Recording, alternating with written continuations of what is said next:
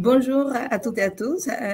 Merci d'être ce matin avec nous pour ce webinaire sur la propriété intellectuelle au service du développement de votre entreprise.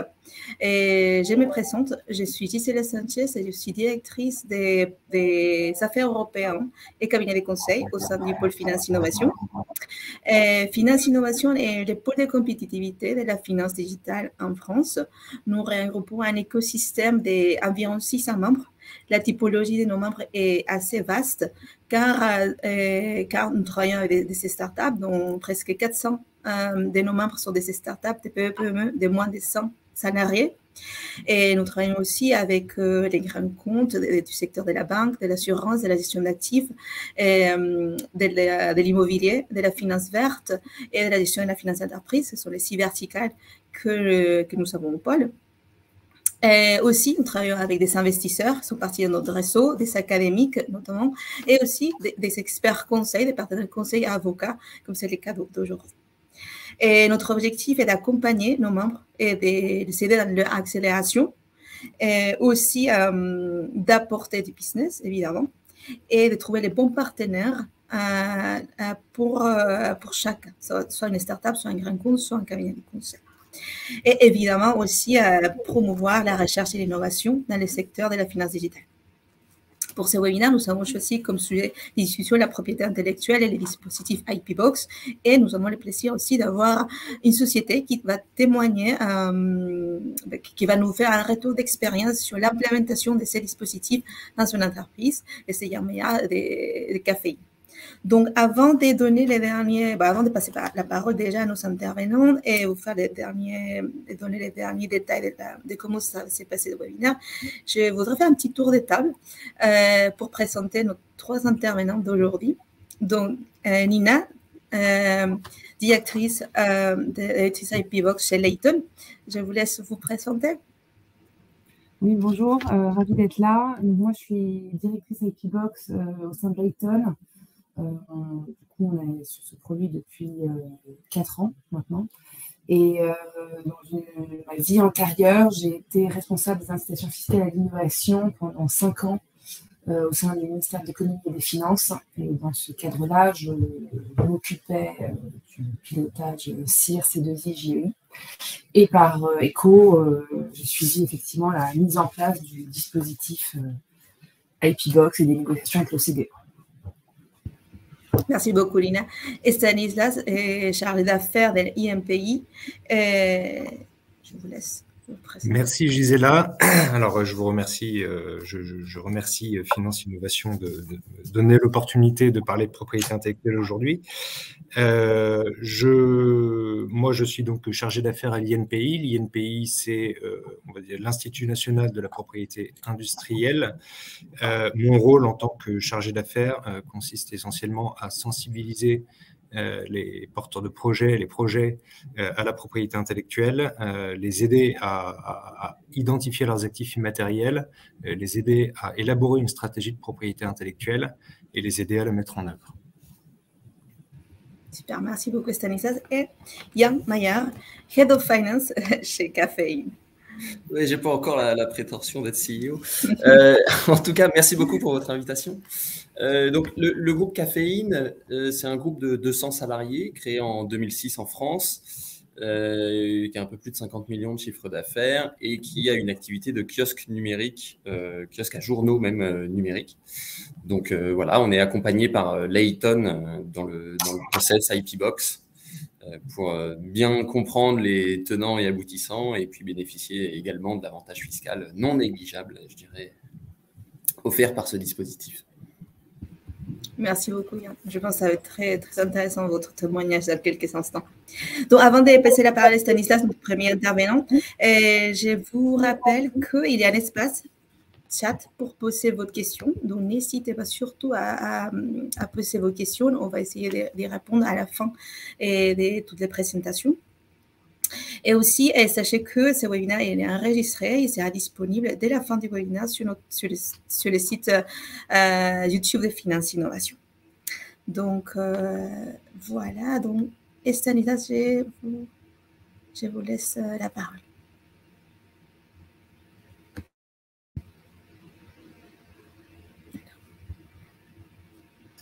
Merci beaucoup. Donc je me suis rapidement présenté tout à l'heure. Je remercie donc encore Finance Innovation. Le but du jeu aujourd'hui pour moi, c'est de vous présenter un peu les enjeux de propriété intellectuelle dans le projet d'innovation, sachant que l'essentiel va être une présentation de l'INPI et de la propriété intellectuelle déjà dans un premier abord. Gisela le redira certainement. Je me tiens ensuite à votre disposition. Vous avez mes coordonnées sur la slide qui s'affiche pour si vous avez d'autres questions en matière de propriété intellectuelle. Je ne pourrai pas répondre tellement aux questions cas par cas aujourd'hui. Donc, les enjeux de propriété intellectuelle dans le projet d'innovation, c'est la propriété intellectuelle donc revêt de plus en plus une importance stratégique pour les entreprises, surtout dans un contexte de mondialisation. L'INPI donc est l'Institut national de la propriété industrielle donc en France. Le rôle de l'Institut est de recevoir et d'examiner et de délivrer les titres de propriété industrielle, les brevets notamment, marques, dessins et modèles notamment. L'INPI a développé toute une gamme d'accompagnement, par exemple le programme Startup, mais aussi le Pass Payé qui est un accompagnement financier qui permet de réduire un peu le coût d'accès à la propriété intellectuelle en France. Et la cartographie brevet, il y a d'autres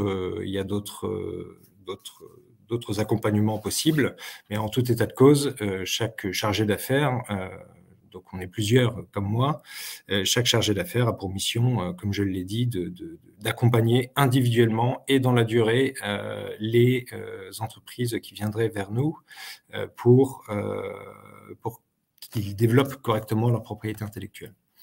Donc, ce qu'il faut retenir, enfin, s'il y a quelque chose qui est essentiel d'intégrer aujourd'hui au travers de mes propos, c'est que tout ce qui sort de votre cerveau est susceptible d'être protégé par la propriété intellectuelle. Je dis bien susceptible, ce qui signifie que ça n'est pas automatique. Et donc, par là même, vous devez penser à la propriété intellectuelle dès que vous commencez à innover. Voilà, dès que vous commencez à développer votre singularité, tant en termes de business qu'en termes techniques. Je veux tuer une idée tout de suite qui va paraître contradictoire avec la slide précédente. Une idée n'est pas protégeable. Elles ne sont jamais protégées, pas plus que les principes et les concepts. On dit que les idées sont de libre parcours. Seules leurs expressions, c'est-à-dire leurs réalisations, peuvent prétendre à une éventuelle protection. On peut avoir l'idée de quelque chose qui va bouger sur 4 roues tout seul éventuellement. On commence déjà d'ailleurs à concrétiser les choses, à réaliser un peu puisqu'il y a 4 roues. Mais la protection portera bien sur la réalisation concrète de l'automobile et non pas simplement sur... on ne pourra pas protéger l'idée de choses qui bougent toutes seules. Voilà. Automobile. Donc, qu'est-ce que la propriété intellectuelle? La propriété intellectuelle se subdivise en deux parties principales, sachant que on confond souvent la propriété intellectuelle et la propriété industrielle. La propriété industrielle est donc un sous-ensemble de la propriété intellectuelle et regroupe tout ce qu'on appelle les titres de propriété industrielle. J'en ai rapidement parlé. Donc, brevet, marque, dessin et modèle. Brevet pour protéger des inventions, la marque pour protéger des signes distinctifs, les dessins et modèles pour protéger des esthétiques. Voilà. Ensuite, il y a aussi donc les obtentions végétales, les semi-conducteurs, les indications géographiques, les topographies de semi-conducteurs. Et d'un autre côté, nous avons la propriété littéraire et artistique. Donc, il est bien important de comprendre que la propriété industrielle n'est qu'un sous-ensemble de la propriété intellectuelle et la propriété littéraire et artistique est l'autre sous-ensemble et comprend le droit d'auteur, qui lui-même comprend toutes les œuvres de l'esprit. Le logiciel peut être soumis aux droits d'auteur aussi, les bases de données, les contenants de bases de données, les structures, sites internet, etc. Et puis vous avez aussi le droit du producteur de base de données qui porte plus sur le contenu de la base de données. Et nous avons les droits voisins du droit d'auteur. On dit que le droit du producteur de base de données est un droit sui generis, il se génère par lui-même dans le temps, en fonction des moyens matériels, humains et financiers qui sont consentis pour constituer la base de données. Et nous avons par ailleurs, ça ne fait pas tout à fait partie de la propriété intellectuelle, je le précise, le secret des affaires qui qui permet éventuellement de protéger un savoir-faire, toute information confidentielle d'une façon générale. Des procédés de fabrication que l'on souhaiterait maintenir confidentiels sont protégés par le secret des affaires. Donc, je vais vous faire une présentation rapide de la boîte à outils propriété intellectuelle et je vais commencer donc par le droit d'auteur. Comme vous l'avez vu, donc le droit d'auteur fait partie de la propriété littéraire artistique qui est un sous-ensemble de la propriété intellectuelle. Donc, le droit d'auteur, il y a une protection dès l'instant de la création, dès que vous avez terminé de peindre votre tableau, vous avez une protection potentiellement par droit d'auteur sur l'œuvre que vous avez créée. Voilà. Il n'y a pas de formalité à accomplir. Toutefois, évidemment, je pense que ça paraîtra relativement intuitif à tout un chacun. Il est nécessaire de prouver la création. Le droit d'auteur perdure 70 ans après la mort de l'auteur. Au-delà de ces 70 ans, évidemment, le droit d'auteur, la création rentre, on va dire, dans le domaine public et le régime juridique du droit d'auteur est très protecteur de la personne de l'auteur, donc de la personne physique. Ce qui peut être protégé, donc vous avez ici des exemples. Je souligne notamment donc, le logiciel et le logiciel dans sa partie code, c'est-à-dire que, et donc par opposition à sa partie fonction. La façon dont est rédigée une fonction peut être sujette au droit d'auteur. Alors, je précise tout de même que seules les œuvres de l'esprit original sont protégées, c'est-à-dire que l'on reconnaît la patte de l'auteur dans la façon dont est rédigé le code, par exemple, dont est rédigée la fonction, dont est codée la fonction.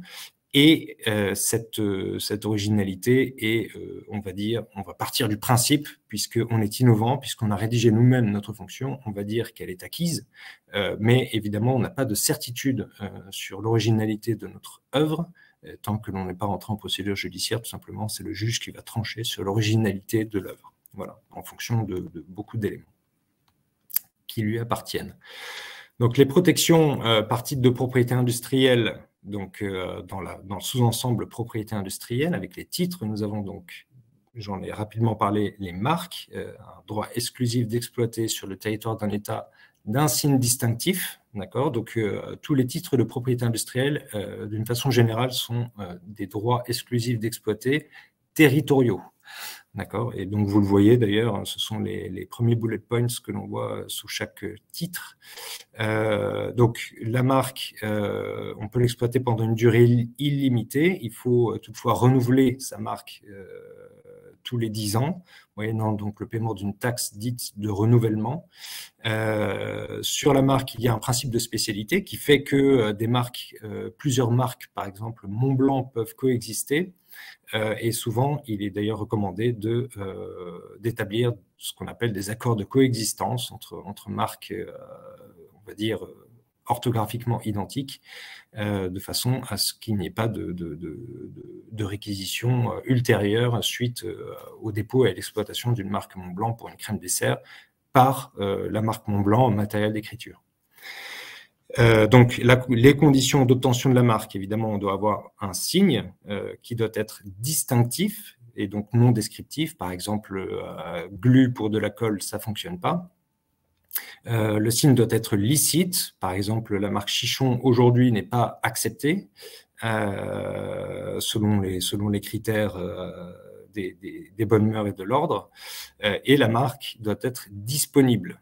Donc, il n'y a pas de condition de nouveauté, je le souligne, et vous comprendrez l'importance après. Il n'y a pas de condition de nouveauté à la marque.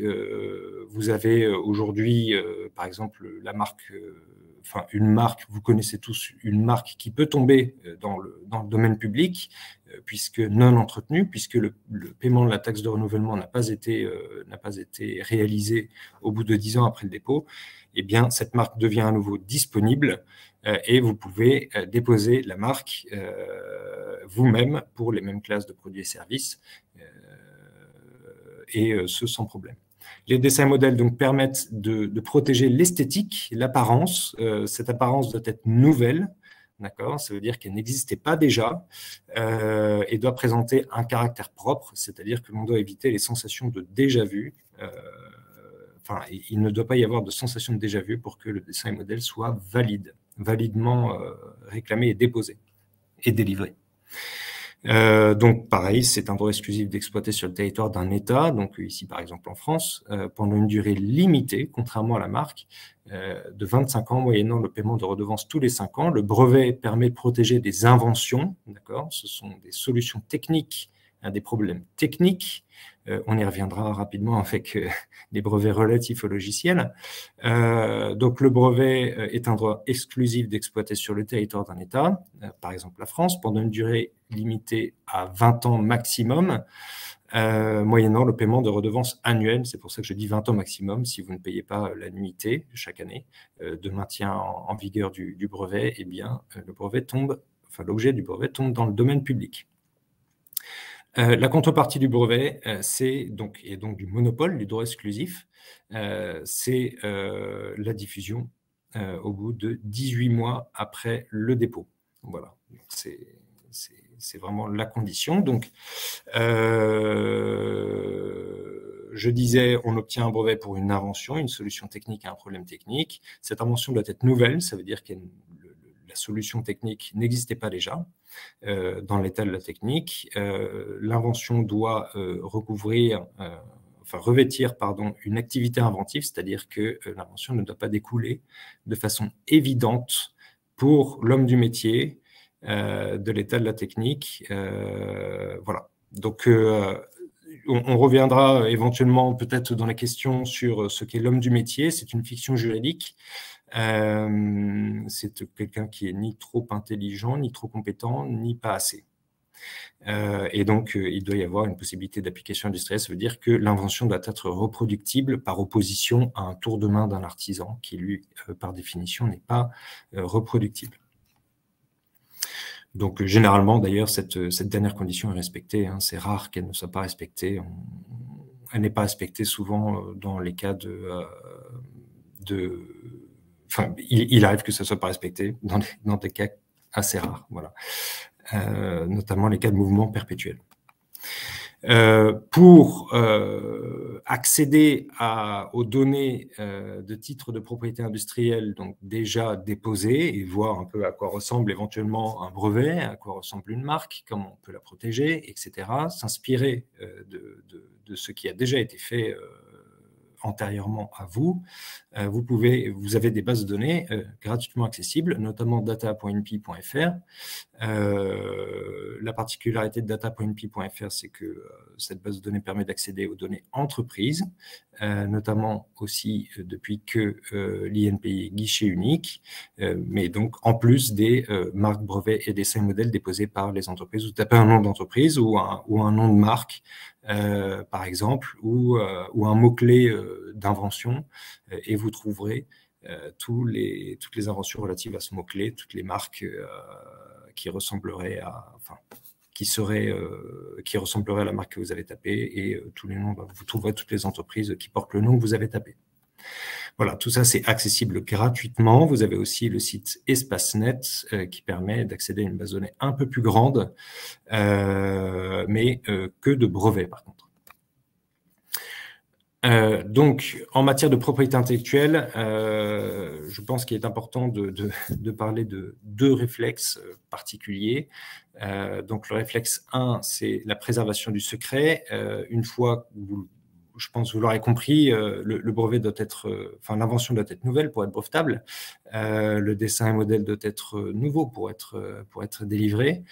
Donc, la préservation du secret, c'est important. C'est important aussi pour des questions de savoir-faire, pour des questions de secret des affaires.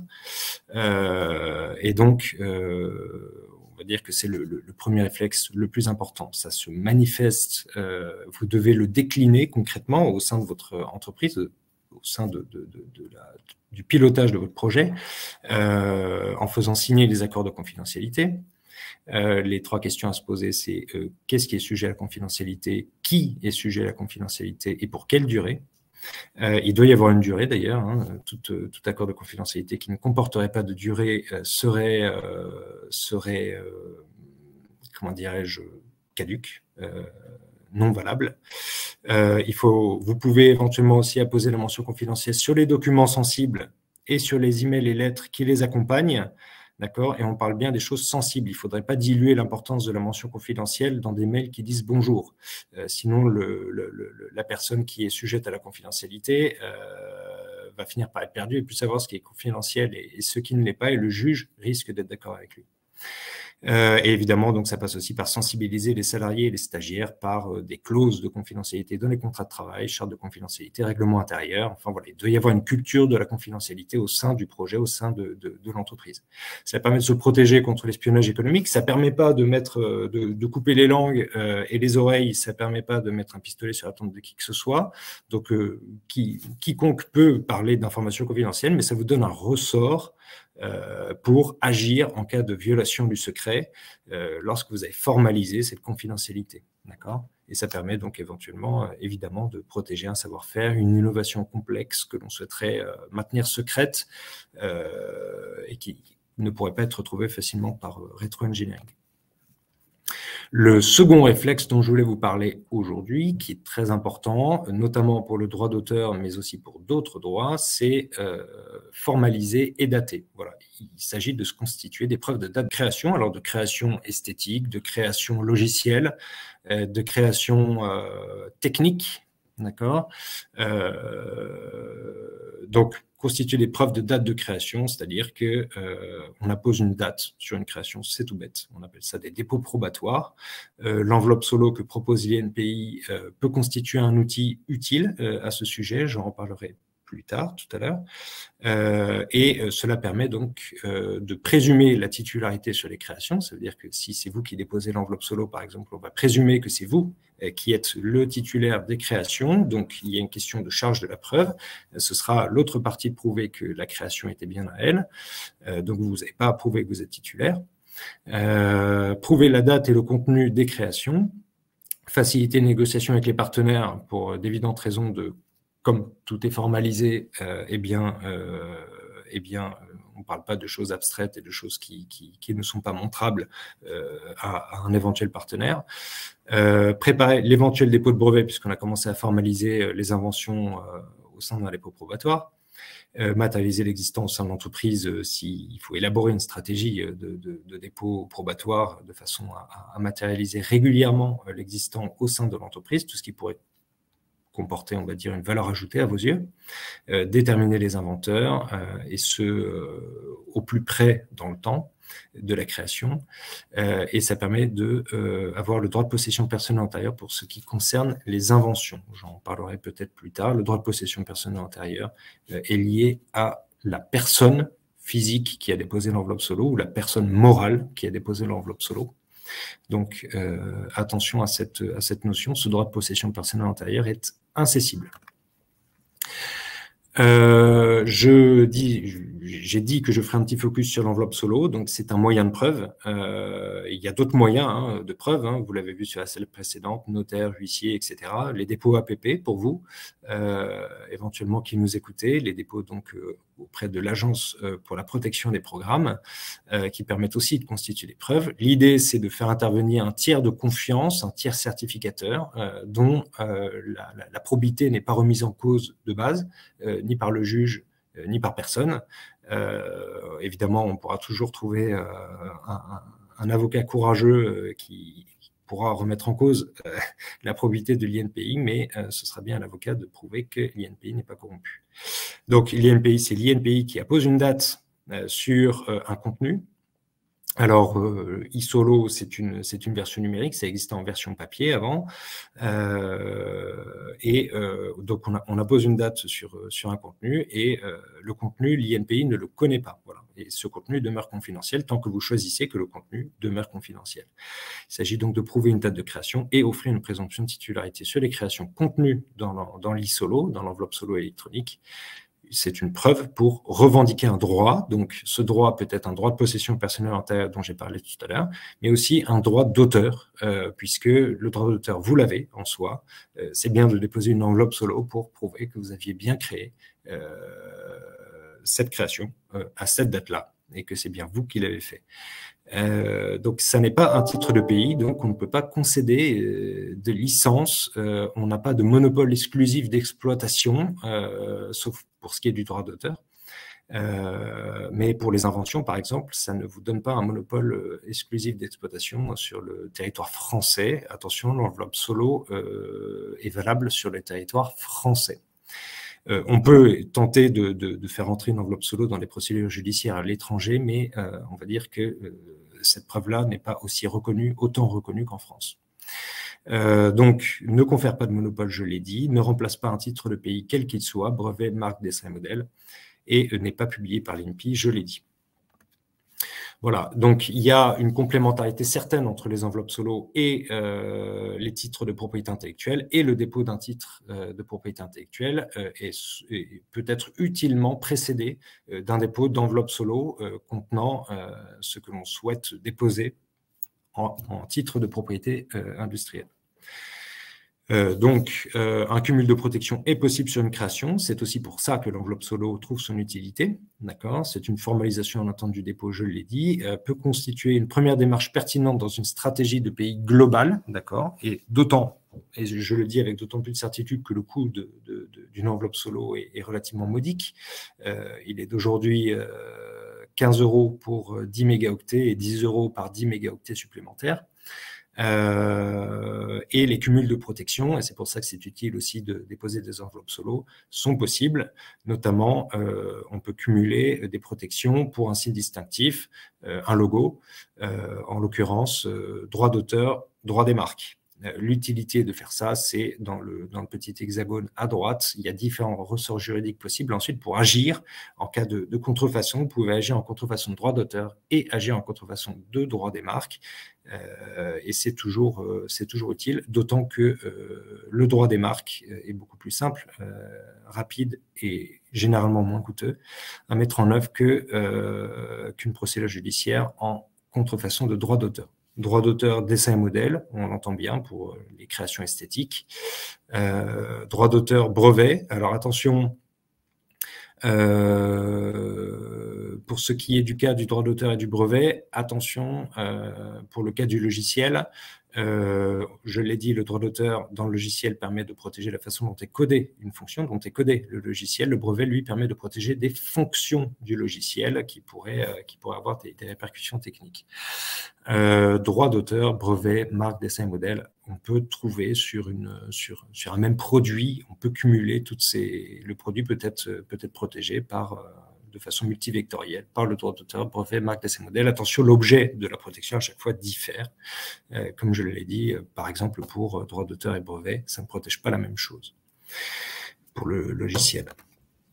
Donc rapidement sur le logiciel, je vais passer rapidement sur le logiciel parce que en fait, je vais poser comme principe de base que pour la brevetabilité du logiciel, comme on dit de façon un peu abusive, puisque le logiciel n'est pas protégeable en tant que tel par le brevet, mais pour la brevetabilité du logiciel, on fait généralement du cas par cas. Donc en matière de propriété intellectuelle, je l'ai dit, donc plusieurs protections possibles pour le logiciel, brevet et droit d'auteur. Donc les fonctionnalités, algorithmes, procédés, si techniques, on peut éventuellement protéger ça par brevet, ça reste une possibilité et c'est de plus en plus le cas. Donc je vous incite clairement à vous poser la question du brevet lorsque vous innovez en matière de logiciel.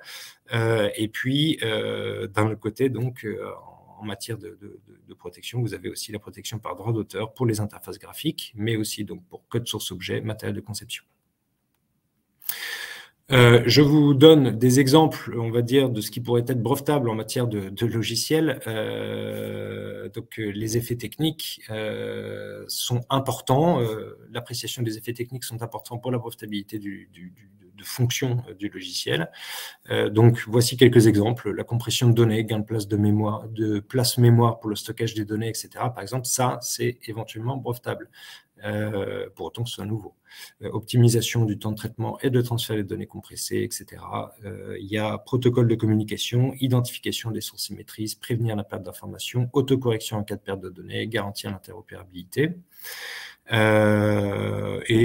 Application, peut-être que ça intéressera certains d'entre vous, pour passage d'ordre de bourse à très haute vitesse, diminuer la latence de l'opération exécutée par des dispositifs informatiques, ça peut faire l'objet d'un dépôt de demande de brevet et ce dépôt pourra être validé. potentiellement. Voilà, donc vous avez ici un petit florilège. Je ne sais pas d'ailleurs si la présentation, en tout cas il y aura le replay, mais si la présentation vous sera envoyée ultérieurement. Mais en tout cas, ça vous donne une idée de ce qui est brevetable, sans toutefois vous apporter la certitude que ça l'est. Donc le meilleur conseil, la meilleure recommandation que je puisse vous faire, c'est d'aller voir un conseil en propriété industrielle spécialisé en brevets, et si possible spécialisé en brevets logiciels. Donc c'est abusif, cette expression, vous l'aurez compris. Pour voir, et lui pourra déterminer au cas par cas si votre logiciel est partiellement ou totalement brevetable. Voilà, quelques utilités que l'on peut trouver pour la propriété intellectuelle. La propriété intellectuelle donc, peut donner du poids dans les négociations. Si vous avez une propriété intellectuelle bien structurée au sein de l'entreprise, ça améliore aussi la confiance des investisseurs, notamment des investisseurs, mais aussi du consommateur. C'est pas très juste, mais c'est comme ça. Par contre, la confiance des investisseurs, c'est tout à fait fondé, et tout ça grâce au fait qu'on a une protection juridique. C'est de cette protection juridique que découlent tous ces avantages. Voilà. Et puis, c'est un actif immatériel qui est valorisable. Ça peut éventuellement être un outil d'optimisation fiscale, et je laisserai sur ce sujet la parole à Nina. Merci. Belle transition. Merci Zalias, c'est une belle transition. Merci Stanislas.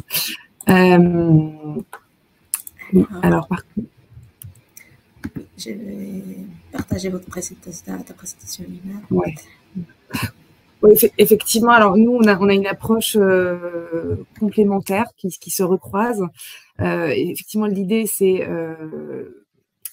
d'échanger et de pouvoir vous encourager en tant qu'effectivement beaucoup de startups peut-être assez IT à avoir une stratégie de pays. Nous, on n'accompagne pas là-dessus, mais on constate que économiquement, c'est une valeur ajoutée. Enfin, souvent, ça permet de dégager du chiffre d'affaires significatif, et que par ailleurs, c'est pas forcément quelque chose qui est très connu, mais ça, je ne remplacerai pas l'INPI, qui est vraiment le meilleur interlocuteur là-dessus. Mais c'est vrai que c'est ce que nous, on signale, c'est que c'est un sujet qui est vraiment soutenu au niveau fiscal en France, et beaucoup mieux soutenu, enfin, qui coïncide beaucoup mieux à la réalité économique des entreprises françaises, puisque du coup, ce dispositif, donc l'IP Box dont je vais parler, c'est un dispositif dont le vrai nom est en fait l'article 238 du Code général des impôts, ce qui est un peu plus austère, et donc on a choisi d'appeler IP Box pour un effet de compréhension immédiate. L'idée étant qu'il a été mis en place du coup au 1er janvier 2019 dans le cadre de la loi de finances, et son objectif, il est double.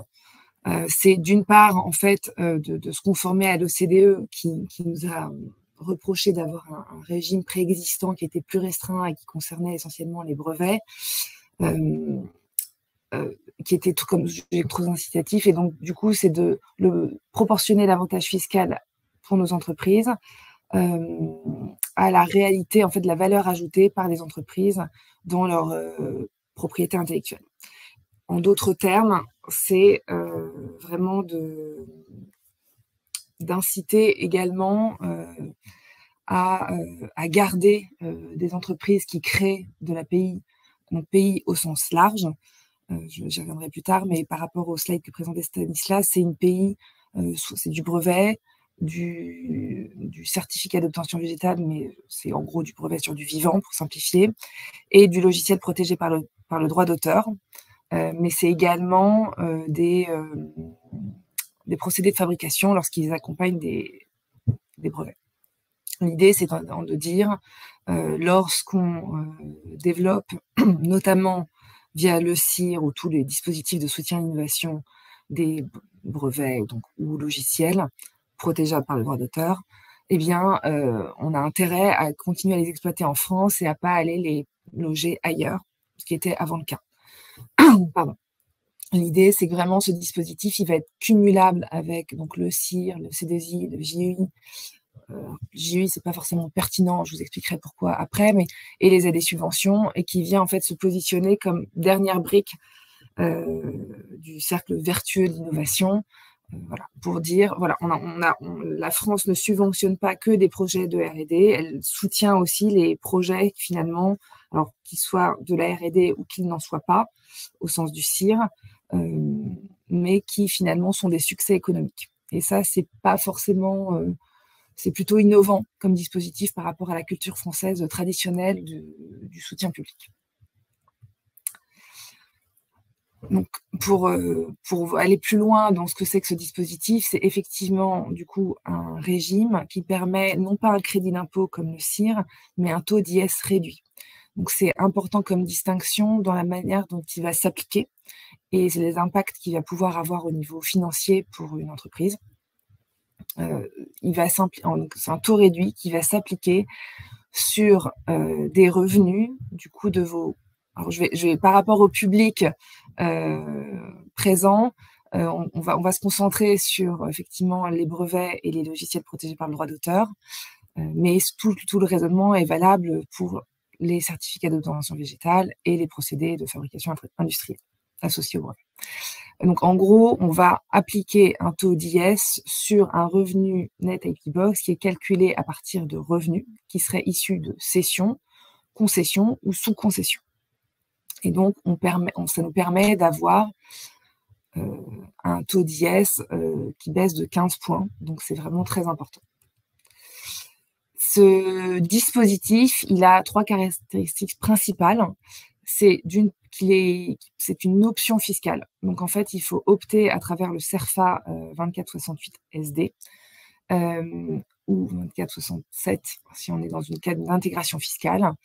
Et on doit, comme pour le CIR d'ailleurs, présenter un dossier justificatif, puisque c'est un dispositif déclaratif, mais que l'entreprise doit tenir une documentation qui permettra, en cas de demande de l'administration, d'expliquer pourquoi ces actifs sont éligibles. Donc, soit c'est parce que c'est en vertu d'un titre de brevet, soit en vertu de la protection par le droit d'auteur. Donc ça, je viendrai plus tard, parce que comme le disait Stanislas, c'est pas un titre, la protection par le droit d'auteur, c'est une définition jurisprudentielle. Et donc nous, voilà, on a développé une méthodologie que je vais aborder un petit peu plus loin. Donc en tout cas, il faut fournir un dossier justificatif sur l'éligibilité de l'actif et le chiffrage en fait qu'on a pu faire pour parvenir à une économie d'IS. L'autre caractéristique de cette option fiscale, donc, c'est qu'elle doit être renouvelée annuellement et que c'est important d'avoir une vision au moins à moyen terme quand on s'engage dans ce dispositif, puisque si on ne lève pas l'option pour une année, on ne peut plus en bénéficier par la suite. On doit s'inscrire dans une continuité de la levée d'options. Alors, il y a des sujets, on peut descendre dans différents détails, mais notamment lorsque il y a des stratégies d'intégration fiscale. L'intégration fiscale, qui est un cas fréquent, permet finalement de rebattre les cartes et de choisir, vu qu'il y a une nouvelle société détentrice, de choisir si elle souhaite opter ou non. Donc, en même temps, il y a une stratégie à moyen terme, mais il y a une certaine souplesse qui est conservée, et c'est pas parce que vous avez opté que vous êtes bloqué, notamment si vous revendez votre start-up ou si vous choisissez des nouvelles outils juridiques pour des optimisations fiscales ou des stratégies de développement personnel. Voilà. Il faut bien avoir en tête qu'il y a une certaine continuité, mais on n'est pas figé, et c'est un dispositif qui est bien pensé pour s'adapter à la réalité économique d'entreprises en croissance notamment. Et en fait, c'est un dispositif donc, qui formellement nécessite une prise d'option annuelle, mais qui a des impacts financiers qui sont modulables parce que ça relève des choix de gestion de l'entreprise. Et donc ça, c'est pareil, je vais l'approfondir plus loin. Ce qui permet effectivement d'être très souple pour les entreprises et très proportionné à ce dont vous avez besoin. Donc, les revenus éligibles, voilà, pour faire un petit focus là-dessus, donc c'est vraiment la cession. Alors, la cession, on n'est pas sur du sur-mesure. On est sur la notion d'un actif, donc qui est immobilisé ou immobilisable. Ça veut dire que très concrètement, c'est un actif que vous pouvez avoir passé en charge, mais il faut que vous le gardiez au moins 2 ans. On n'est pas dans de l'achat-revente, on n'est pas dans de la prestation sur mesure. En termes de concession, voilà, et sous concession, c'est entendu au sens large, ça peut être exclusif ou non, et ça peut être total ou partiel. Donc, ça laisse une grande liberté, surtout concernant les logiciels, puisque ça permet notamment de prendre en compte les dispositifs SaaS et sous ces différentes formes. Le focus, pour détailler un peu plus, revenir sur les actifs éligibles, donc on a les brevets en cours de validité ou de dépôt. Alors après, à la limite, c'est que en fait, c'est un dispositif qui s'applique lorsqu'on gagne de l'argent via sa API. Donc vraiment, on a tendance à chercher le dispositif lorsqu'il est lucratif. C'est plus, enfin, sinon, ça n'a pas vraiment de sens au point de vue économique et au point de vue temporel pour les entreprises. Donc de même pour les logiciels, on peut l'appliquer tout de suite, mais vraiment à chaque fois la logique c'est de se dire à partir du moment où on gagne de l'argent avec cet actif, c'est là où la bonne temporalité pour aller lever l'option. Sauf cas particuliers dans lesquels je ne m'engagerai pas, mais sur lesquels on peut vous accompagner si vous avez des stratégies diverses et variées. Donc comme ce que je vous disais, c'est que la notion fiscale de logiciel pour ce dispositif, est assez large. Elle est définie comme étant l'ensemble cohérent des programmes, instructions et règles permettant le fonctionnement d'un ensemble de traitements de données. Ça s'applique quelle que soit la forme du logiciel. Donc voilà, ça peut être soit du SaaS, soit de la licence pure, soit de la licence plus maintenance. Après, il y a en fonction de cette forme de distribution du logiciel, on doit retraiter les revenus qui sont éligibles au dispositif. Parce que vraiment, le dispositif va se concentrer sur les revenus issus de l'actif. Et donc, pas forcément ce qui peut accompagner, genre du support ou des choses comme ça. Et effectivement, la notion de droit d'auteur n'est pas la même que la notion de R&D au sens du CIR, de même que la notion de R&D au sens de l'EpiBox est beaucoup plus large que celle du CIR, qui est très exigeante et restrictive, en particulier pour l'IT, puisqu'elle nécessite de dépasser l'état de l'art. Ici, on n'est pas là-dedans, on est sur la partie logicielle, on est vraiment sur des dépenses de développement et de recherche qui permettent en fait de parvenir à créer un logiciel original au sens du droit d'auteur. J'en reparlerai un petit peu plus. Sur les procédés de fabrication industrielle, alors c'est quelque chose qu'on voit assez rarement dans la mesure où finalement c'est pas forcément des choses qui sont vendues, où c'est pas, il n'y a pas forcément de revenus associés, ou sinon il n'y a pas la condition d'accessoire indispensable du brevet associé. Mais bon, il faut savoir que ça existe. Je suis pas sûre que ça vous concerne, mais sachez-le. Et enfin, il y a les certificats d'obtention végétale qui sont du coup également ceux qui sont en cours de validité, après avoir aussi également par rapport à la temporalité et par rapport aux revenus économiques générés du coup par ces coffres. Tous les types d'entreprises sont éligibles, donc qu'elles soient soumises à l'ISES, relevant de l'impôt sur le revenu, ou bien des sociétés personnelles assimilées. Donc ça, vous sentez le dispositif est pareil, assez généraliste. Pour détailler les logiciels protégés par le droit d'auteur, donc je vous ai remis la définition. L'idée, c'est que ce qui est important par rapport à la propriété intellectuelle, c'est que voilà, sur le droit d'auteur, vous n'aurez pas de titre. Et donc, on ne prétend pas, nous, lorsqu'on accompagne les entreprises, délivrer un titre. En revanche, on travaille avec notre cabinet d'avocats et on a construit en fait une méthodologie qui est fondée sur la jurisprudence existante en ce domaine et sur notre expertise IT. Donc, dans l'équipe, on a beaucoup de profils IT qui permettent en fait justement de croiser différentes informations à la fois techniques et en droit de la propriété, technique, droit d'auteur et fiscal pour définir si, selon nous, voilà, on est à quel stade d'originalité. Est-ce que c'est très faible? Est-ce qu'il n'y en a pas du tout? Ou est-ce que voilà, c'est quelque chose de très original? Donc, par exemple, on peut s'appuyer sur les critères du CIR qui, effectivement, constitue un bon indicateur d'originalité si on a un logiciel qui bénéficie du CIR sur certains de ces aspects. Voilà. Mais le CIR, en fait, va être un indicateur fort d'originalité, mais le fait de ne pas avoir de CIR n'est pas un signal qu'il n'y a pas d'originalité. Et ça, c'est vraiment bien important d'avoir ça en tête parce que c'est pas forcément facile et c'est pas du tout la logique de l'IP Box n'est pas celle du CIR.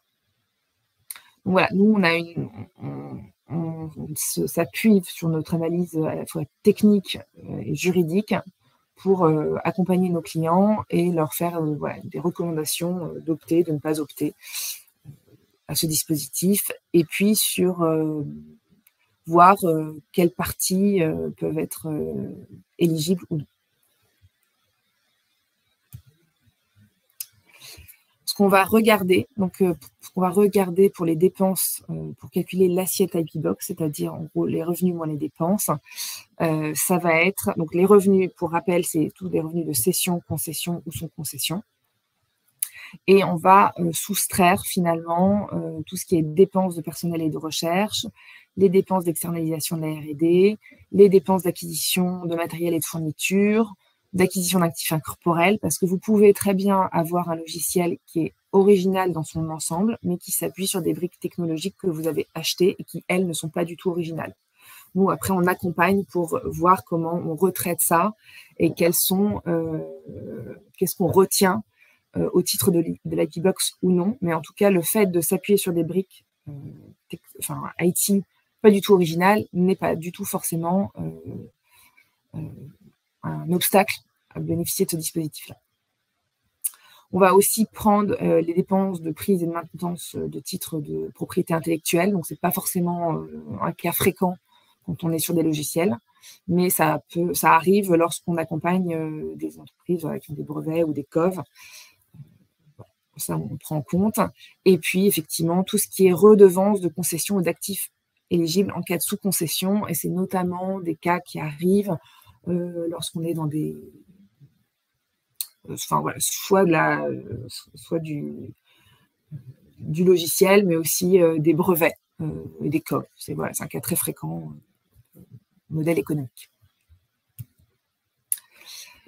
Et ensuite, une fois qu'on a l'assiette IP Box, en fait, on doit calculer le ratio Nexus. Donc, comme ce que je disais au préalable, c'est en fait quelque part le niveau de valeur ajoutée de l'entreprise dans la création de son actif de pays, donc brevet ou logiciel protégé de droit d'auteur.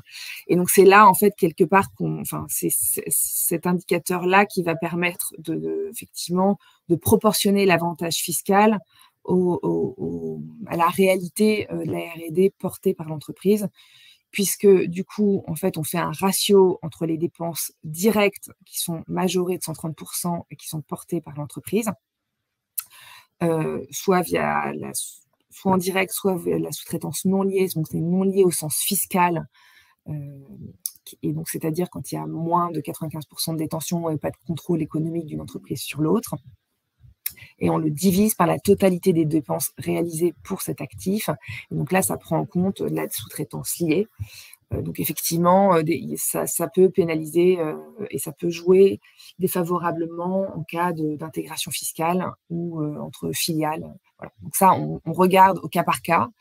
Mais c'est vrai qu'on a, c'est des choses qui ont conduit notamment pas mal d'entreprises à faire évoluer la stratégie fiscale qu'elles avaient envisagée parce que le dispositif était vraiment très impactant pour elles et que du coup, la stratégie fiscale pouvait être amenée à évoluer et repenser à cette aune.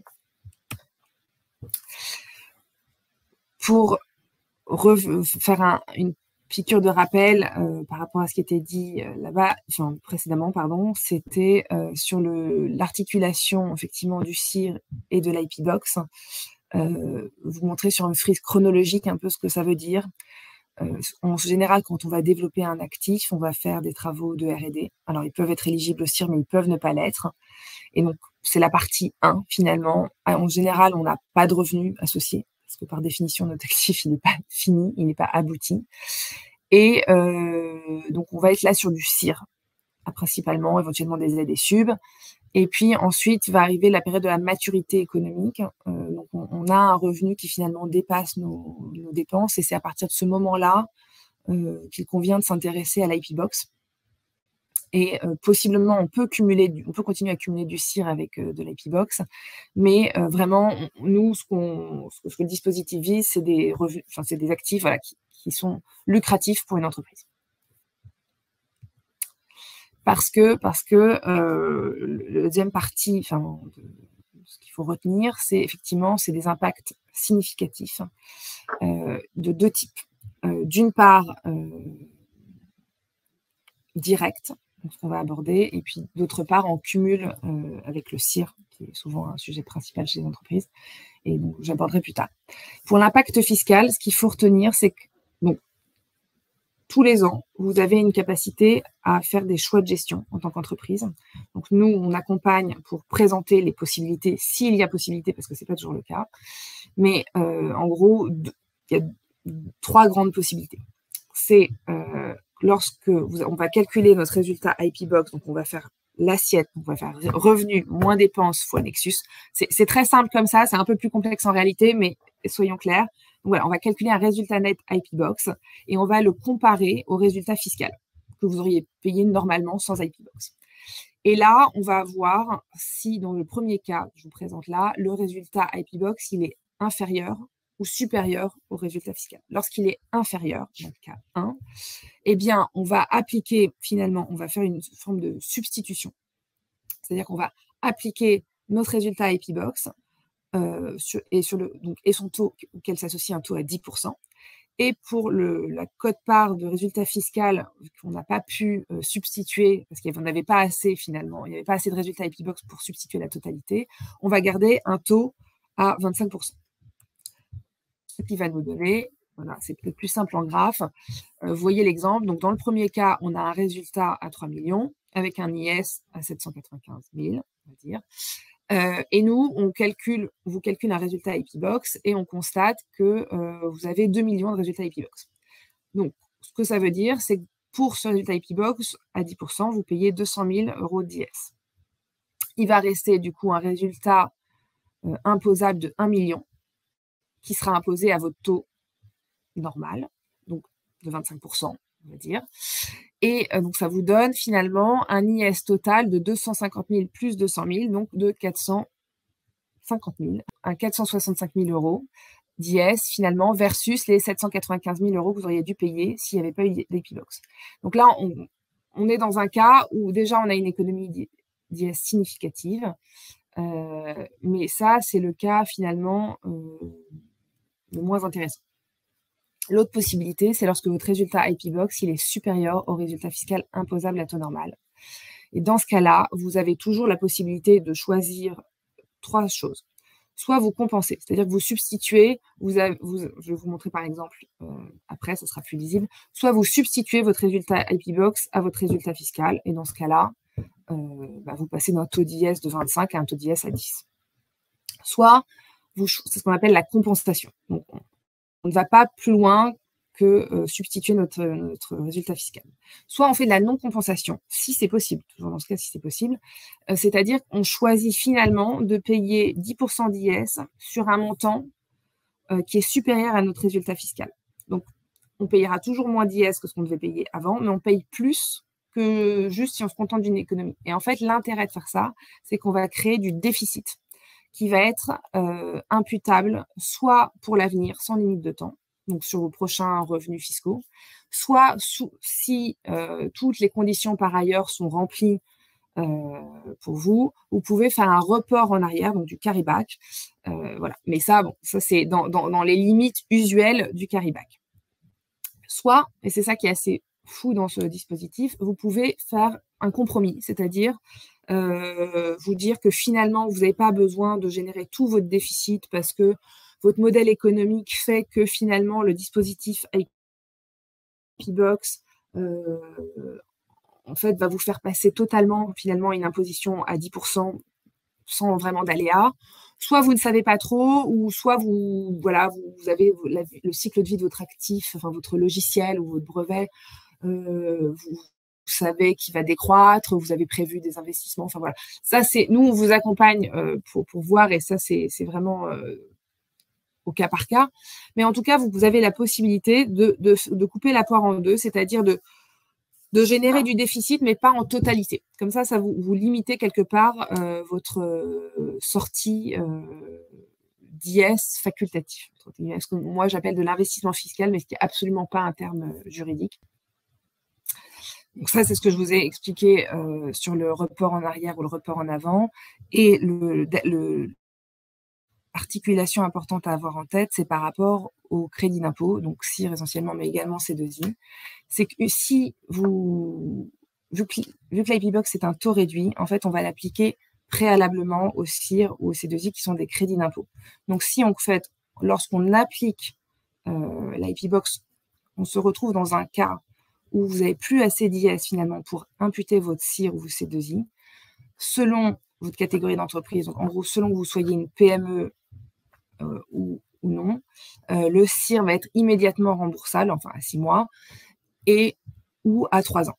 Et donc, en fait, ce dispositif-là, ce qui transparaît, c'est qu'il vous permet de dégager de la trésorerie de manière très significative. Et après, à vous de voir ce que vous en faites derrière. Mais du coup, c'est vraiment assez important. Nous, quand on accompagne, oula, je vois que le temps file, mais quand on accompagne les entreprises, voilà, en gros, il y a 8 grandes étapes. C'est beaucoup moins chronophage pour une entreprise que d'être accompagnée sur le CIR, parce qu'on a structuré notre accompagnement de telle sorte. Donc, en fait, on commence qui prend entre 1 heure et 2 heures par actif. Donc là, on échange avec vos équipes techniques. Ensuite, effectivement, nous, on récupère si on considère qu'il y a une éligibilité, notamment sur les logiciels, si on considère qu'effectivement, ils remplissent le faisceau d'indices de notre pédologie pour être considérés comme original s'ils devaient un jour passer devant un juge. Eh bien, on collecte finalement les pièces, la documentation juridique et financière pour procéder au calcul du résultat IP-Box actif par actif. Et ensuite, on vous le présente au moment de l'arbitrage pour que vous puissiez choisir en fonction des enjeux financiers qui apparaissent sur quels actifs vous souhaitez lever l'option. Et puis, on vous accompagne, on vous fait des propositions pour déterminer votre stratégie de choix de gestion, mais c'est vous qui faites votre choix de gestion, c'est-à-dire, comme ce que je vous présentais, soit si vous pouvez, si votre résultat IP-Box est supérieur à votre résultat fiscal, est-ce que vous compensez simplement ou est-ce que vous allez au-delà en générant la totalité du déficit possible ou une quote-part seulement. Et puis ensuite, voilà, vous procédez à la déclaration. Donc là, on vous explique comment faire la déclaration. Et puis nous, ensuite, on prépare le dossier justificatif à la fois sur la partie éligibilité de l'actif et chiffrage. Et voilà, ensuite, on vous accompagne tout au long de votre levée d'options, également en cas de contrôle si jamais vous avez besoin, ce qui n'est pas le cas actuellement. Il faut savoir qu'on peut revenir en arrière également. On peut faire des rectificatives pour les années qui ne sont pas clôturées. Donc, la première année 2019 du dispositif, c'est clos. La possibilité de faire une rectif a été clôturée au 31/12/2022. Mais là, à date, on peut encore revenir sur 2020 et 2021, si c'est intéressant. Voilà. Donc, nous, on a une forte expertise là-dedans. On a plus de 500 missions à date. On est une équipe de 20 personnes. Et effectivement, voilà, on capitalise sur ce qu'on sait faire sur le CIR. On fait des synergies lorsqu'on accompagne nos interlocuteurs sur d'autres dispositifs de financement de l'innovation. Et puis surtout, on offre plusieurs garanties, c'est-à-dire qu'on propose en fait un chiffrage à l'euro près, en fait, sans engagement des entreprises, afin qu'effectivement que les entreprises puissent se faire de manière réaliste une idée de l'impact que ça peut représenter pour elles économiquement et avant de choisir de s'engager dedans. Donc, effectivement, on permet de sortir du contrat là-dedans à un niveau très avancé, enfin, une fois que le chiffrage est fait et présenté. Et puis, on est toujours accompagné effectivement de notre cabinet d'avocats qui nous permet d'avoir une double garantie, la garantie Layton qu'on apporte et la garantie de Layton Légal qui assure l'accompagnement. Et Nina, alors on a déjà dépassé les temps. Ouais. Et peut-être avec ça, on peut aussi faire la transition avec Yann. Oui. Parce que justement, on était sur la partie accompagnement. Alors, je vous laisse finir la phrase si vous le souhaitez. Après, on fait la transition avec vous. Non, je pense que c'est ce qu'on se disait au démarrage, c'est que donc, Yann, qu'on accompagne sur Caféine, effectivement, est un peu le parfait exemple d'une entreprise qui rentre bien dans le scope, qu'il n'avait pas forcément identifié au départ et qui a bénéficié à plein du dispositif. Voilà, et que je vais laisser parler de lui-même et pour vous montrer que ça existe, parce que souvent, le dispositif, en fait, peut faire un peu peur tellement son efficacité, tellement il est pertinent économiquement pour des entreprises qui gagnent de l'argent avec la propriété intellectuelle qu'elles ont développée, en fait. Oui, absolument. Merci. Merci. Nina. Je disais là, je vais essayer de faire vite alors. Je vais remettre un peu Caféine. Je vois pas le logo malheureusement sur cette page, mais c'est pas grave. Rapidement, le groupe Caféine, donc comme je le disais, c'est un kiosque à journaux numérique, donc il fonctionne en mode SaaS. On a plus de 2600 titres qui sont disponibles pour nos abonnés, donc que ce soit Le Figaro, Le Parisien, Challenge, on a le Time Magazine également, de la presse régionale, Arte Magazine, on couvre un petit peu toutes les thématiques. On a 2,5 millions d'abonnés actifs par mois. Distribués soit auprès de nos clients en B2C directement, ou alors en B2B2C via les grands opérateurs mobiles, ou en B2B via les CSE, etc. Bibliothèque également. Nous, alors, on est accompagné par Layton déjà depuis un petit moment sur justement les sujets CIR et C2I. Au moins sur une petite partie du groupe. Et donc à cette occasion, Layton est venu il y a 1 an pour nous présenter justement le fameux dispositif IPbox dont j'avais absolument jamais entendu parler et qui concerne donc l'avantage fiscal pour, dans notre cas, le développement de logiciels. À savoir que la technologie mise en place par Caféine est développée en interne en France. Ce qui est aussi un point important du dispositif IPbox, avec l'idée de sécuriser aussi derrière les emplois en France. En termes de technologie, alors on a des algorithmes de recommandation, on a également une technologie de smart reading, le fait que vous puissiez accéder donc aux différents titres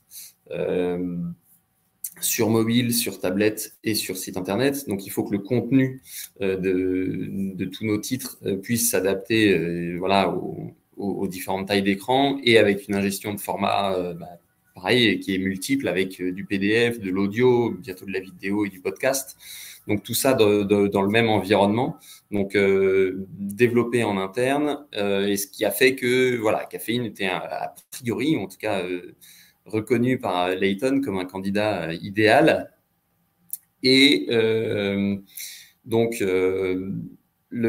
l'avantage avec Layton, c'est qu'on a été accompagné vraiment de A à Z, donc comme le montrait Nina précédemment sur le graphique. Alors, le process, parce qu'on pouvait bénéficier d'une rétroactivité depuis 2019, fait que la première mission a duré 6 mois à peu près, mais avec donc un temps de travail très, très découpé, parce que forcément, il y a eu au début la présentation du dispositif comme l'a fait Nina à l'instant, encore un peu plus long parce qu'on avait aussi beaucoup de questions, parce que c'est vrai que c'est quand même particulièrement complexe comme système et avec un vocabulaire qu'on maîtrise pas tout à fait, avec le ratio Nexus, etc.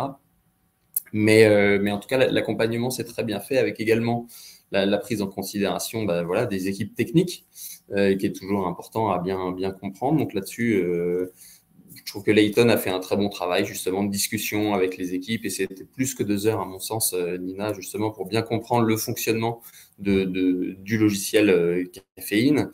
Et puis d'aller jusqu'à la rédaction du dossier justificatif, vraiment le même type d'accompagnement qu'on attend sur un CIR ou un C2I, et aller même jusqu'au chiffrage de l'impact fiscal qui allait en résulter, et même jusqu'au dépôt de l'alias fiscal, justement, avec Layton Legal que Nina mentionnait tout à l'heure.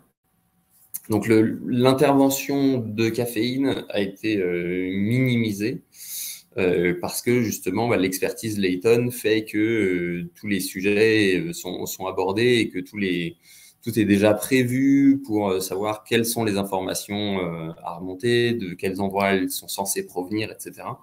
Donc tout ça a été très, très bénéfique pour nous. Alors, en petite parenthèse, c'est vrai que c'était étonnant même de la part de Layton, justement avec ce système de carryback, etc., de voir les différentes options et le chiffrage de ces options, où on partait d'une option où finalement on avait un gain de 0 jusqu'à à peu près presque 1 million. Donc évidemment, je vous laisse deviner laquelle on a choisi. Mais voilà, effectivement, voilà un petit peu l'ampleur du sujet et du dispositif, qui est clairement une aide significative pour nous. Et d'ailleurs, on va continuer encore notre croissance et nos développements grâce à ça, entre autres. Mais voilà, en tout cas, merci Layton pour cette aide. On peut dire que l'impact, c'est vraiment important. Pour Caféine, c'était vraiment, les bénéfices étaient très importants quand même. Alors, merci beaucoup Yann pour ce retour, c'est top. Alors, est-ce que les dispositifs dans d'autres secteurs d'activité, c'est vrai que là, nous, on est quand même dans le secteur de la finance digitale, mais est-ce que dans d'autres secteurs d'activité, IPbox est déjà connu, est assez connu à votre avis? Pas à ma connaissance. Je pense aussi que, tel qu'il était présenté, les sociétés pour lesquelles l'impact sera le plus important et celles qui génèrent des revenus et sont bénéficiaires dans leur activité grâce aux logiciels développés. Donc, c'est sûr que, et ce n'est pas forcément le cas de beaucoup de startups de l'écosystème français, où il y a d'abord de très gros investissements qui sont faits pour le développement et sans avoir une commercialisation encore de fait, et où la commercialisation commence à dépasser justement ces investissements originels. Donc, c'est là où Caféine a un peu d'avance. Après, on a été créé en 2006, donc c'est vrai que le logiciel a eu une longue vie déjà derrière lui et beaucoup de développement encore. Mais voilà l'importance, je dirais, et la principale brique de départ du processus, ce qui n'empêche pas de devoir y réfléchir dès maintenant pour justement voir dans les années futures, ou dès que les logiciels auront enfin, voilà, où les sociétés en tout cas pourront tirer profit de leur logiciel pour bénéficier de cette réduction d'impôts. Est-ce que, Nina, est-ce que vous diriez que c'est le même cas pour la partie finance digitale peut-être? Parce que c'est vrai que on sent, nous, dans le secteur de la finance digitale, la fintech, que c'est encore, mais qu'on n'utilise pas. Oui, en complément de ce que disait Yann, effectivement, le premier point, c'est qu'effectivement, ça vise des entreprises qui tirent des revenus de leur logiciel. Et l'autre point qui est assez contextuel et je pense qui va disparaître là dans les mois qui viennent, c'est que le dispositif en fait est entré en vigueur finalement pour sa première déclaration. C'était en mai 2020 et pour mémoire, c'était quand même le premier confinement. Et que du coup, on a quand même connu 3 années avec la mise en place du télétravail, des premières et Xème vagues, où finalement, nous, ce qu'on a vu, c'est qu'on a vu un certain nombre de clients qui avaient juste pas le temps de s'attacher à comprendre ce dispositif. Par ailleurs, il n'y a pas forcément une communication institutionnelle dessus parce tout le monde était sur d'autres sujets. Et et donc là, nous, typiquement, on a accompagné effectivement beaucoup de clients qui se sont réveillés entre juillet et décembre dernier en se disant, mais en fait, c'est très pertinent pour notre activité, allons-y, et voilà, et qui ont fait du coup des rectificatifs parce que pour essayer de rattraper le temps perdu. Donc je pense qu'il y a un effet de ruissellement aussi qui va arriver parce que nous on échange pas mal avec des fonds qui se rendent compte, notamment quand ils font qui ont déjà des investissements dans certaines entreprises qui rapportent, mais qui commencent à avoir ça en tête sur le fait que pour eux-mêmes, leur stratégie d'investissement, une boîte, ils regardent de plus en plus si elles peuvent bénéficier de l'IP Box. Et le CIR était déjà un levier un petit peu, mais maintenant, ça va devenir une constante, en fait, finalement. Et en fait, je pense que le message moi, que j'avais en tête en venant ici, c'est quand on est une start-up et qu'on est peut-être dans la phase encore de R&D sur son logiciel, ce qu'il faut avoir en tête, effectivement, comme disait Yann, c'est à moyen terme, d'une part, on n'a plus besoin de partir mettre son actif ailleurs, potentiellement. Enfin, si jamais c'est une option qui est poussée. Et par ailleurs, ça va être un vrai levier de financement. Donc, l'avoir en tête. Tout à fait. Merci, Ina. Donc, du coup, je ne veux pas parler des thèmes, il y a 2-3 questions, je pense, notamment pour Stanislas, mais on va partager la présentation. Donc, du coup, les personnes auront la capacité de vous contacter directement. J'ai passé une quinzaine de minutes. Et je voulais seulement faire un dernier tour de vous trois pour, justement, comme toi, tu viens de le faire, Nina, vous faire passer un message sur votre sujet. Et après, on clôturerait avec ça. Et Stanislas, on commence avec toi. Un dernier message que tu voudrais nous donner? Oui, alors moi, mon message sera très simple. Merci Gisela. Mon message sera très simple. Vous innovez, vous avez donc des créations, vous développez des singularités en matière technique et ou business, etc. Donc, il y a de la propriété intellectuelle à valoriser dans ces innovations. Et donc, il ne faut pas hésiter à se rapprocher, notamment des chargés d'affaires de l'INPI, par exemple moi, pour ces questions-là. Voilà, je vous aiderai à identifier vos actifs immatériels, comme je l'ai dit, c'est mon rôle, et à élaborer une stratégie de protection. Super, merci. C'est gratuit. En plus, on va en profiter. Et Nina, un dernier message? Moi, je ne peux que vous encourager vivement à aller voir Stanislas pour élaborer une stratégie de propriété intellectuelle et venir nous voir ensuite pour en tirer le maximum que vous puissiez en tirer en termes de rentabilité économique. Et par ailleurs, effectivement, d'avoir bien en tête que c'est un dispositif très efficace, mais qui nécessite une lecture pluridisciplinaire. On n'est pas juste sur de la fiscalité ou voilà. Et parce qu'on a vu des accompagnements inégaux. Et il y a notamment lorsque vous avez des stratégies fiscales qui sont complexes et qui se cumulent avec une stratégie pays. Voilà, il faut en tout cas faites-vous accompagner dans un premier temps au moins. Merci Nina. Et Yann? C'est vrai que ce que dit Nina, je pense que le plus important, c'est l'accompagnement dans le sens où la réglementation se complexifie énormément et je dirais même sans limite. Et en plus, on n'est pas toujours informé. Enfin, le dispositif IP Box, certes public et gouvernemental, voilà, il n'y a pas eu de communication officielle dessus.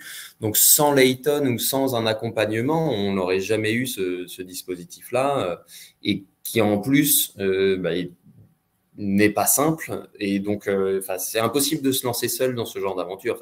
J'ai envie de dire, on peut faire exactement la même chose avec le juridique. Tout nécessite une telle expertise qu'on est obligé d'être accompagné maintenant sur n'importe quel sujet de cet ordre. Merci. Exactement, c'est nécessaire. C'était une de mes questions, mais vous l'avez déjà répondu. C'est nécessaire de se faire accompagner par un expert du sujet. Et c'est vrai que nous, on travaille beaucoup dans la sensibilisation. C'est aussi une des raisons de ce webinaire, essayer de sensibiliser à ces sujets-là, qu'on trouve aussi importants. Et j'espère que plus, grâce à cette science, plus des startups dans le secteur de la finance pourront faire appel à Layton et à ces dispositifs. En tout cas, merci beaucoup à tous les trois. Et bon, voilà, comme prévu, tout est enregistré, tout est disponible sur la chaîne YouTube de Finance Innovation. On partage les informations, vos coordonnées aussi. Donc, on encourage à vous contacter ou à nous contacter pour vous faire la mise en relation. Et je vous souhaite une bonne journée et je vous dis à très vite. Merci beaucoup. Merci beaucoup. Merci Gisela. Très bonne journée également. Bonne journée également. Au revoir.